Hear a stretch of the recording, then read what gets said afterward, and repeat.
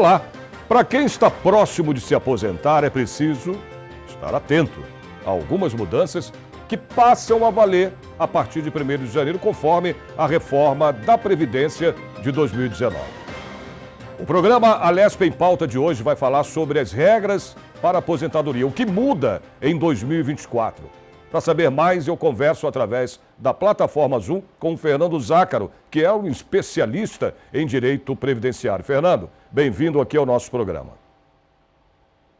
Olá, Sérgio. Eu que agradeço o convite e eu fico aqui à disposição para prestar esses esclarecimentos necessários. É muito bom a gente saber, porque muita gente estava para se aposentar, inclusive antes dessa primeira reforma que teve, que foi em 2019, né? Houve toda aquela... Aqui a Assembleia, inclusive, ficou aqui lotada de pessoas que vieram protestar contra, né, aquela questão do aposentado ter que pagar, né, uma quantia ali depois que se aposenta, mas isso acabou sendo, né, revogado através de um projeto de lei aqui da Assembleia Legislativa, né, tirando essa contribuição do aposentado, né, do previdenciário, a pessoa que se aposenta ter que pagar ainda acima, antes do valor do teto né, da aposentadoria, que hoje é 7 mil, se eu não me engano, né? 7 mil e pouco.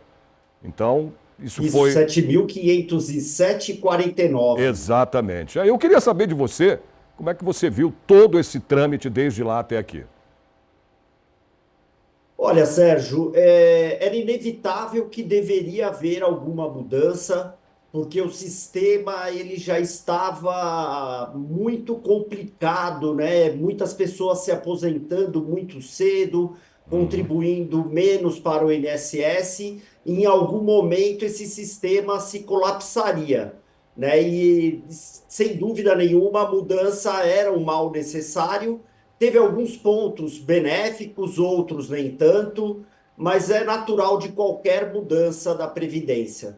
Não, a gente sabe disso, eu não tenho dúvidas, eu concordo com o que você acabou de dizer, né? Mas a pessoa se aposenta, né, Fernando? Tem muita gente que já se aposentava ali, no caso, com salário, né, baixo, né? Ainda teria que ter o desconto nesse salário, né, da sua aposentadoria. Quer dizer, é uma coisa também que dificulta o trabalhador, né? Dificulta o aposentado também. Então não é fácil. Sem dúvida nenhuma, Sérgio. O grande problema é que as pessoas elas não se conscientizam ainda de estabelecer um planejamento previdenciário prévio, né, que nada mais é do que o estudo patrimonial previdenciário do segurado, em que ele vai verificar todas as possibilidades de aposentadoria e esse estudo ele visa garantir o melhor benefício dentro do menor tempo possível.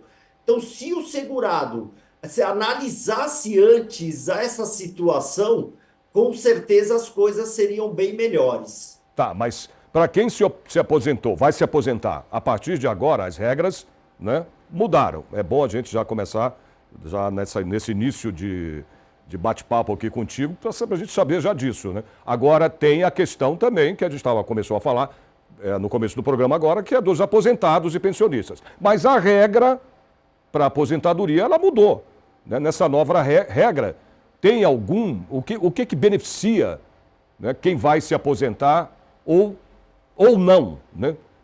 O que traz de benefício ou não nessa nova regra de aposentadoria do trabalhador. Perfeito. Quem já estava próximo a se aposentar e a reforma previdenciária acabou pegando esse segurado que já estava mais próximo, a reforma da Previdência ela determinou 4 regras de transição, né? Tem a transição do pedágio de 50%, a transição do pedágio de 100%, a da regra de pontos, que é essa que vai sofrer uma atualização agora em 2024, Certo. né? Até então, o segurado ele precisaria de 90 pontos para a mulher e 100 pontos para o homem, e agora vão ser necessários 91 pontos para a mulher e 101 pontos para o homem, sendo que o ponto ele é a cada ano de idade que o segurado completa, ou a cada ano de contribuição a mais, que somados têm que resultar nesses pontos. E outra modificação importante agora em 2024 também é a regra da idade progressiva.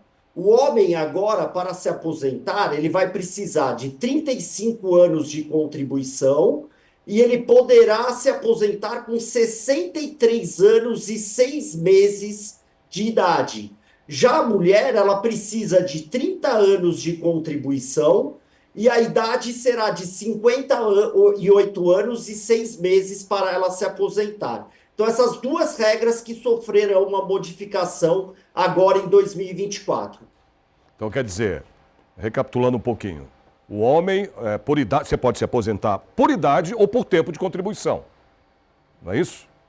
Exato. A idade, na verdade, a mulher vai precisar de 62 anos e o homem de 65, cada um deles com pelo menos 15 anos de contribuição. Aí ele se aposenta por idade. Essas modificações que eu falei anteriormente é da regra de transição da aposentadoria por tempo de Por contribuição. tempo de serviço, por Em tempo de que contribuição. Tá. É isso que Exatamente. precisa ficar Que bem claro. Exato, porque há muitas regras, na verdade, por isso que a gente sempre indica a realização desse planejamento previdenciário, porque é muito comum o segurado ter três, quatro formas diferentes de se aposentar. E é importante que ele entenda a regra desse jogo, para ele escolher a melhor alternativa para ele. Os tipos de aposentadoria disponíveis na Previdência são esses, né? É aposentadoria, então, no caso, por idade e por tempo de serviço. Por tempo de contribuição. É isso? Exatamente. Além disso, tem Você a não tem, ou tem outros aposentadoria tipos de por aposentadoria? invalidez. Tem a Existe a invalidez, sim, tá. aposentadoria. A especial, né? A aposentadoria especial, quando a pessoa, o segurado ou a segurada trabalha exposto a condições agressivas ali para a saúde dele. Tem a aposentadoria dos professores também, né? E tem a aposentadoria também da pessoa com deficiência. Ah, tá. Então, e essas aposentadorias, ela não, no caso por invalidez, por exemplo, né? Por invalidez, o segurado, né, que está incapacitado naquele momento, não se sabe temporariamente ou permanentemente para o trabalho, após 15 dias de afastamento, ele tem direito ao auxílio doença, que Ah, atualmente nós chamamos, após a reforma, de benefício por incapacidade temporária. E a partir do momento que o INSS verificar que aquela incapacidade, a princípio temporária, ela se torna permanente, neste momento o próprio INSS aposenta a pessoa por invalidez. vamos voltar então à questão dos aposentados, que nós tivemos aqui na Assembleia Legislativa, você sabe muito bem disso, né? Um projeto de lei complementar que foi aprovado aqui na Assembleia, porque em 2020, os aposentados e pensionistas, foi aprovada uma lei, né, que obrigava o aposentado ou pensionista a contribuir, né, com a Previdência, né, independentemente do valor do teto máximo, né? Não é isso? E depois, a Assembleia aprovou um projeto de lei aqui, né, tirando essa contribuição. Eu queria que você falasse um pouco sobre isso. Na verdade, a reforma da Previdência, né, ela veio justamente para acabar com a aposentadoria por tempo de contribuição, e ela de fato acabou, mas quem estava ali na iminência, ela colocou algumas regras de contribuição, né, e em relação a isso, as pessoas que já estavam prestes a se aposentar, elas teriam que pagar uma espécie de um pedágio, né? São duas regras diferentes, que é a regra do pedágio de 50% e a regra do pedágio de 100%. Né? Do pedágio de 50%, era o tanto o homem ou a mulher que estava há 2 anos de se aposentar por tempo de contribuição. Então, a mulher com 28 anos, ela já poderia acessar essa regra, e o homem a partir dos 33 anos. E o pedágio nada mais é do que assim, por exemplo, O homem ele estava com 33 anos, faltavam 2 anos para ele se aposentar com os 35. Ele trabalha mais um ano, que é os 50%, e ele consegue se aposentar nessa regra. E a do pedágio de 100%, ele trabalha o dobro do tempo, né? Se ele precisava de 2 anos, ele trabalha mais dois e em 4 anos. E aí tem uma idade mínima para o homem de 60 anos e a mulher de 57 anos. São muitas regras, muitas situações, por isso que deixa os segurados meio atordoados com todas essas mudanças. Uhum. Mas o projeto de lei que foi aprovado, inclusive foi aprovado, tá, aqui por unanimidade, aqui nessa Casa de Leis, aqui na Assembleia, que põe fim, que eu falei no começo, eu estou falando estadual, a Previdência, né, a contribuição previdenciária dos servidores aposentados e pensionistas do Estado que ganham, é isso que eu falei, até o limite do teto do INSS, né, que no caso atualmente está fixado em 7 mil, né, e 87,22 reais. Quer dizer, eu estou falando dessa contribuição. Né? Eu queria que você... Exatamente, essas pessoas tiveram Isso. essa limitação ao teto e isso foi muito complicado realmente, né, para quem estava na situação da Previdência Estadual. E isso houve um corte enorme, porque tinham pessoas que Exatamente. se aposentavam de forma integral e a partir de então elas tiveram essa limitação com o teto do INSS. Exato, e nós tivemos, no caso aqui, antes, era o que eu falei, teve um projeto de lei complementar, o 48 de 2022, que alterou a lei complementar número 1354, né, para regulamentar, inclusive, a devolução do que foi cobrado, né, dos pensionistas, dos aposentados e pensionistas, né, a devolução da quantia cobrada a mais dos aposentados e pensionistas, em virtude do quê? Da declaração de déficit previdenciário do regime próprio da Previdência dos servidores públicos aqui do Estado de São Paulo. Teve também esse projeto de lei complementar em relação à devolução do que foi descontado dos aposentados e pensionistas. Não sei se você está a par Exatamente. disso, claro que está, né? Isso, exatamente, isso foi um grande absurdo, né? E houve Pois é. uma revolução praticamente, porque muitos pensionistas e aposentados tiveram um prejuízo incalculável em relação a isso, né? Isso sem dúvida nenhuma. Agora, como funciona, aliás, a gente já até falou disso, quais são os requisitos para a aposentadoria por tempo de contribuição? O que é necessário, o que precisa agora com essa nova, né, reforma da aposentadoria, para quem vai se aposentar a partir de agora? Exatamente. Como são 4 regras distintas, né, de transição para aposentadoria por tempo de contribuição, é importante a gente falar sobre cada uma delas, né? Em relação ao pedágio de 50%, é para aquelas pessoas que estavam muito próximas a se aposentar, né? O homem deveria ter mais de 33 anos de contribuição e a mulher mais de 28 anos de contribuição. E dentro desse tempo que faltava, ela precisa cumprir 50% a mais desse tempo para poder ter acesso a essa aposentadoria nessa regra de transição e que ainda tem a incidência do fator previdenciário. Então, não é uma das melhores formas para se aposentar. Depois dela, nós temos a do pedágio de 100%, que era o tempo que faltava para completar 35 anos para o homem e 30 anos para a mulher, mas o dobro desse tempo, sendo que há uma exigência de idade mínima para a mulher de 57 anos e para o homem de 60. E essa aposentadoria ela é muito boa porque ela não tem a incidência do fator previdenciário e ela corresponde a 100% do que a pessoa efetivamente recolhe.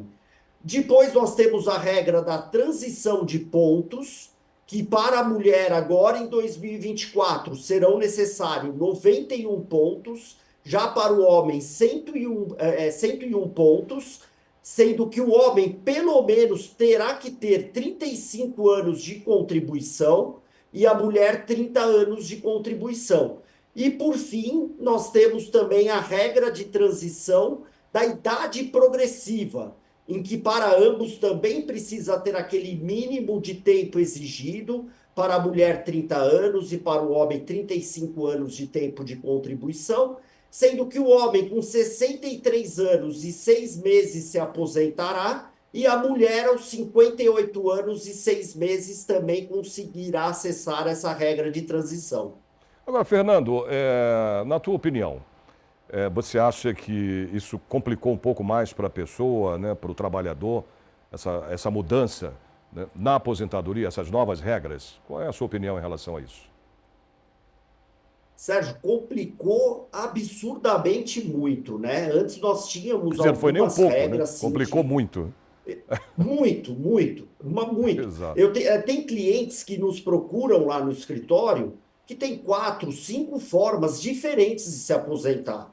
Então, se ele realmente não procurar um advogado especializado no direito previdenciário, em que esse advogado ele vai pegar o Cadastro Nacional de Informação Social, que é o CNIS desse segurado, que é o documento mais importante dele junto ao INSS, e vai conferir realmente todos os vínculos que esse segurado tem, as datas de início e a data fim de cada contrato de trabalho, os indicadores que estão lá na última página do CNIS, né, que os indicadores nada mais é do que o próprio INSS indicando que há problemas para aquele segurado. E esses problemas, eles têm que ser resolvidos antes desse segurado ir buscar a aposentadoria. Então, dificultou absurdamente muito. Eu costumo falar que o próprio segurado, ele pode, de fato, dar entrada na aposentadoria dele, mas é praticamente uma missão impossível, depois da reforma da Previdência, ele fazer isso sozinho, sem qualquer orientação especializada. Não é fácil, não. Eu queria te fazer uma pergunta até assim em relação à contribuição, né, ainda mais com essa mudança toda. A pessoa que contribuiu ou não chegou a contribuir pelo tempo necessário da aposentadoria, né, seja homem ou mulher, independentemente disso, do sexo, o que precisa ser feito? A pessoa que, por exemplo, está devendo ainda, falta contribuir, deixou de contribuir através, por exemplo, do carnê, né, trabalhava como pessoa jurídica e não completou ainda a sua aposentadoria, mas está perto aí dos seus 60, 60 e poucos anos. O que ela tem que fazer, o Fernando? Perfeito. Então, na verdade, a gente tem que analisar a previdência social através de dois vieses. A gente tem o viés da proteção social e a gente tem o viés da aposentadoria.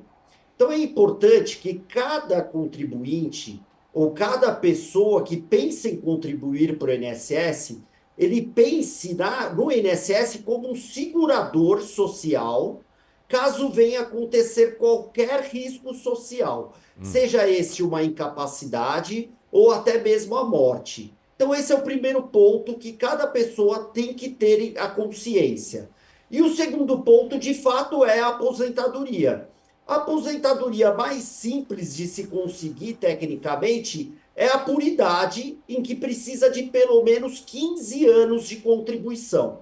Então, a mulher com 15 anos de contribuição e 62 anos, ela já consegue se aposentar por idade.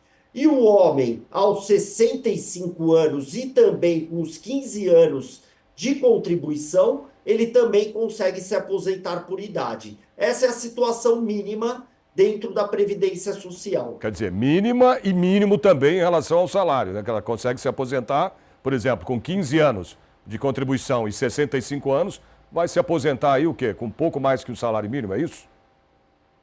Na verdade, o cálculo será 60% da média. Qual que é essa média? A gente pega todos os salários desde julho de 94 até o dia anterior ao requerimento da aposentadoria, faz uma média, sobre essa média de 100% vai se aplicar o percentual, nesse caso, como é o mínimo, de 60%. E aí vai sair o valor do benefício da pessoa, mas vai ser reduzido em razão dessa nova fórmula de cálculo da reforma da Previdência. Então, quem não se aposentou com a antiga, né, forma da Previdência, né, antes dessa reforma, vai estar, claro, vai ser prejudicado com isso, não tenha dúvida. Provavelmente, a não ser que ela tiver muito tempo de contribuição e É. conseguir acessar, por exemplo, a regra do pedágio de 100%, que a aposentadoria ela é 100% e não estabelece esse percentual da aposentadoria por idade. Ô, Fernando, quais são os benefícios da Previdência Social para, no caso aí, pessoas com deficiência, Fernando? As pessoas com deficiência, elas têm dois caminhos. Tem aquelas pessoas que contribuem para o INSS e tem as pessoas que não contribuem. Se a pessoa ela não contribui para o INSS, existe um benefício assistencial chamado benefício da prestação continuada, que todos normalmente chamam de LOAS, que é da Lei Orgânica da Assistência Social. Para essa pessoa, basta a deficiência e que essa deficiência traga uma incapacidade de longo prazo para ela. Quando a gente fala de longo prazo, é mais de 2 anos, que o INSS, desde que ela esteja numa situação de miserabilidade, e esse é o requisito mais controvertido que existe, porque dentro daquela casa que a pessoa reside, cada pessoa não pode oferir mais que 1/4 do salário mínimo. Então, é um benefício realmente assistencial de um salário mínimo. Já a pessoa que contribui para o INSS, ela pode acessar a aposentadoria da pessoa com deficiência, tanto por idade quanto por tempo de contribuição. Por idade, a mulher ela acessa aos 55 anos, o homem aos 60 É. anos, desde que 15 anos recolhidos na qualidade de PCD. E também tem a aposentadoria por deficiência em relação ao tempo de contribuição, que aí vai variar de acordo com o grau dessa deficiência e também com o tempo de contribuição dessa pessoa. Como é que funciona, Fernando, a aposentadoria especial para pessoas que trabalham, no caso aí, com condições expostas, né, a condições prejudiciais à saúde, Fernando? Perfeito. Para essas pessoas, antes a lei determinava 25 anos de tempo especial, bastava isso, e agora, na regra de transição, ela passou a determinar 86 pontos e com 25 anos também de tempo de exposição, para ela poder se aposentar pela aposentadoria especial. E as regras, Fernando, no caso aqui, de transição para aposentadoria, né, com as recentes mudanças agora, né, que a gente está acompanhando na legislação previdenciária, Fernando?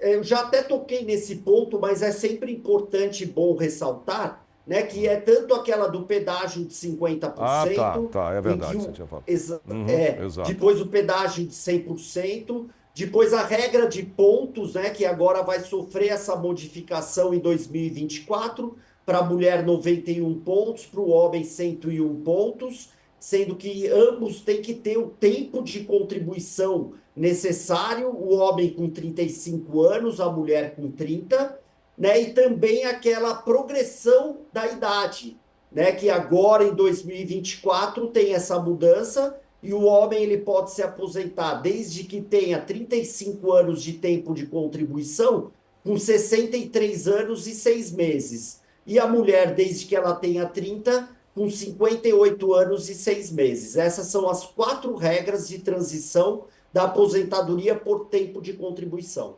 E, Fernando, como a pessoa pode saber se ela está elegível no caso aí, para algum tipo de benefício previdenciário? Como é que ela pode saber disso? O INSS, através lá do aplicativo dele, que chama Meu INSS, aliás, quem ainda não abaixou, é interessante, porque o segurado ele pode conferir as contribuições que são vertidas ali mês a mês e se elas estão sendo corretamente aplicadas ou não. E dentro desse aplicativo existe um simulador, né, que calcula e faz as simulações de eventuais aposentadorias. e eles aplicam ali basicamente todas as regras de transição, todas as regras existentes, e se ele for elegível para algum tipo de aposentadoria, vai aparecer a regra escrita em verde, que ele tem direito àquela regra. Porém, é importante destacar que a gente nunca pode confiar 100% nesses simuladores, já que eles não levam em consideração todas as formas possíveis de se calcular um benefício previdenciário. E, Fernando, quais são os desafios, né, que no caso aí os segurados podem passar na hora que ele vai solicitar, né, no caso aí a previdência, no caso os benefícios, no caso previdenciários? Os desafios são inúmeros, né? É importante a gente lembrar sempre que normalmente o segurado do INSS, né, quando a gente para pensar naquele segurado, a gente sempre imagina aquela pessoa sem tanto estudo, né, aquela pessoa aí para o suficiente, enfim, essa pessoa tem muito mais desafios, né? Ela tem que é sempre importante o segurado ele verificar esse cadastro dele junto ao INSS, que é o CNIS, né, que é o Cadastro Nacional de Informação Social, e verificar ele sempre mês a mês ali se está tendo algum tipo de problema. Porque, Sérgio, olha, só uma análise que a Advocacia Geral da União fez nos CNIS dos segurados apontou mais de 90 milhões de erros nesse Nossa. cadastro. E eu ouso falar que tem muito mais erros, porque de 10 quinis que o escritório pega na mão lá no escritório, pelo menos 9 tem algum tipo de problema. E esses problemas, eles têm que ser corrigidos e analisados antes de se aposentar. Então, o maior desafio é realmente a pessoa fazer essa pré-análise e se encontrar algum tipo de problema ou indicador, buscar uma ajuda especializada para que isso possa ser corrigido antes dela solicitar qualquer tipo de benefício, pois do contrário, ou o valor virá menor ou simplesmente o benefício não será concedido. Mas por que que isso acontece tanto? A quantidade é enorme, né, de erros na Previdência. O que se deve a isso? O que leva a acontecer esse tipo de situação na Previdência? Sérgio, com certeza essa situação ela se dá em razão do tráfego das informações, porque se a gente considerar que o CNIS, né, o Cadastro Nacional do INSS, ele é estabelecido através da Receita Federal, que tem um dos melhores softwares desenvolvidos no mundo, e em comparar ele com a folha de Então, trabalho porra. do trabalhador que vem através do sistema da GFIP, que é completamente arcaico, esse tráfico das informações com certeza vai trazer algum tipo de problema. E é a isso que se deve a grande maioria dos problemas dos CNIs dos segurados. Ah, tá bom. E agora a pergunta que não quer calar. O que fazer, né, no caso da negativa de um pedido, né, para o benefício previdenciário? O que o cidadão pode fazer, o Fernando? Basicamente, o segurado ele tem duas saídas nesse caso. Ele pode muito bem entrar com recurso administrativo, como ele também já pode buscar o poder judiciário. Eu costumo falar que o grande problema, o diferencial do advogado especialista em previdência é justamente esse, porque ele vai saber a melhor estratégia a se aplicar dentro daquele caso.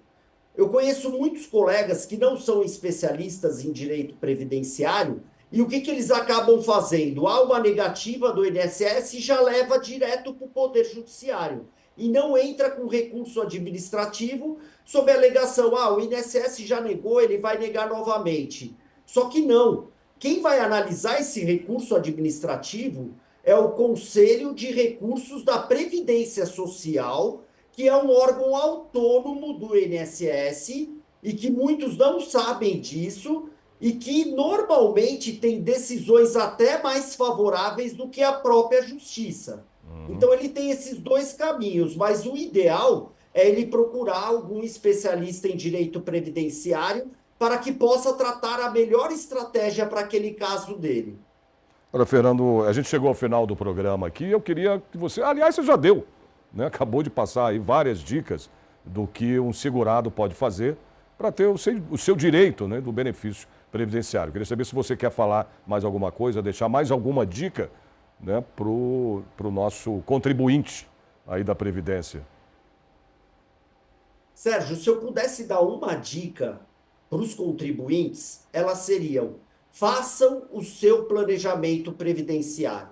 Isso é o mais importante, porque é o estudo patrimonial previdenciário do segurado, um estudo altamente personalizado, em que vai fazer toda uma análise contributiva desse segurado, vai olhar todo o passado dele, olhar para o presente de acordo com as expectativas dele, para gerar uma proteção futura para ele através desse estudo. Perfeito. Doutor Fernando Zácaro, muito obrigado aí pela sua participação aqui no nosso programa, no Alesp em Pauta, né? Espero que as suas dicas tenham ajudado aí, né, as pessoas que procuram, né, resolver a sua vida, no caso aí na aposentadoria, enfim, né, quando se aposentam, e procurar os seus direitos, né, no sistema previdenciário. Obrigado pela sua participação, Fernando. Eu que agradeço, Sérgio, o convite, e eu fico sempre à disposição do canal para qualquer coisa que vocês precisarem, estaremos por aqui. Ok, obrigado mais uma vez. Até uma próxima. Obrigado, Fernando. O Alesp em Pauta termina aqui. Muito obrigado pela sua companhia. Para rever esta ou outra edição, basta ficar ligado aí na nossa programação ou acessar o nosso canal no YouTube. Até o nosso próximo encontro.